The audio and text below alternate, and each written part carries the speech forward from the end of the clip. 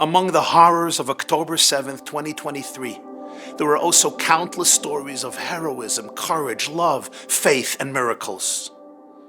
Yuri Levine, or Yerucham Levine, is 25 years old. He grew up in a religious family in Bnei Brak in Israel. Recently, he was living in Kfar Gaza at the border of Gaza. As the terrorists entered the morning of October 7th, Simchas Torah, to slaughter and kidnap as many Jews as possible, Yuri was in his home in Kfar Gaza. His story is beyond incredible. As the Hamas monsters came to his home, he sealed himself off in the mamad, in his reinforced security room, hiding under the bed for hours.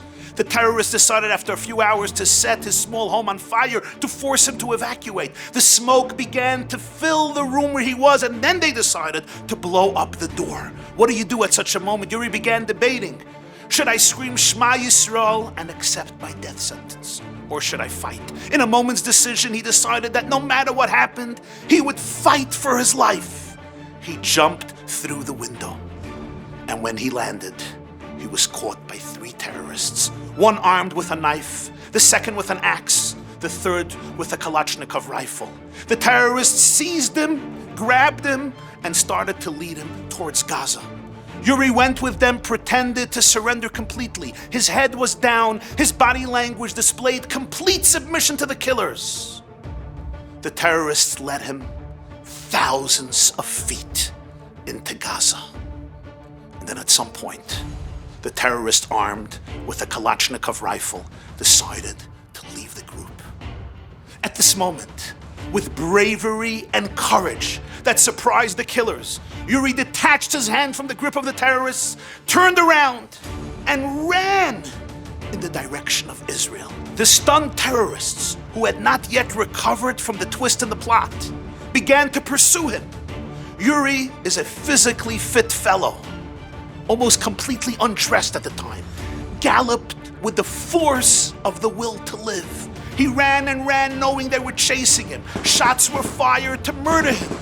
As he entered the border of Israel, he knew there were terrorists everywhere. He can hear this shouting of Allah Akbar, Allah Akbar. Rockets and bullets are flying. And then he suddenly sees a large bush. He runs under the bush.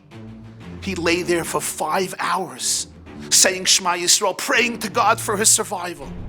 As the Israeli soldiers finally arrived and cleaned up the kibbutz from the monsters, they noticed a living body under the bush.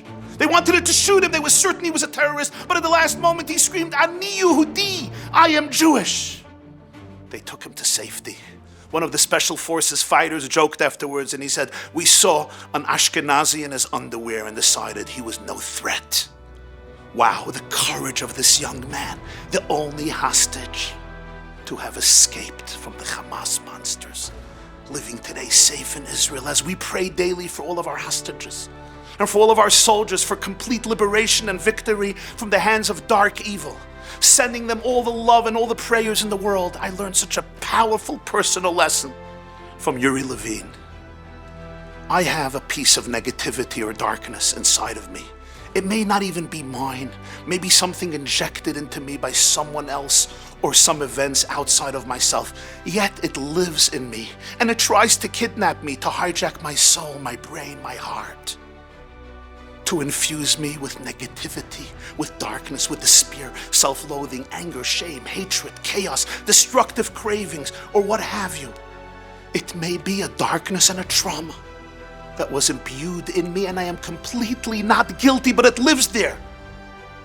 I want to learn from Yuri how to have the courage to tear myself away from the hands of my captors inside and never allow them to eclipse my internal and eternal flame of love. Happy Chanukah.